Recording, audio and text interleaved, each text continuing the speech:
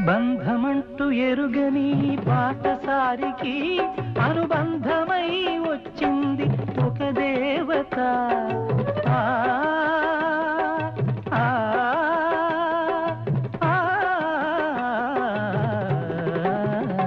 బంధమంటూ ఎరుగని బాటసారికి అనుబంధమై వచ్చింది ఒక దేవత. ఇంత చోటులోనే అంత మనసు ఉంచి, ఇంత చోటులోనే అంత మనసు ఉంచి నా సొంతమే అయ్యింది ప్రియురాలిగా. ముద్దబంతి నవ్వులో మూగ బాసలు, మూసి ఉన్న రెప్పలపై ప్రేమ లేఖలు. ముద్దబంతి నవ్వులో మూగ బాసలు.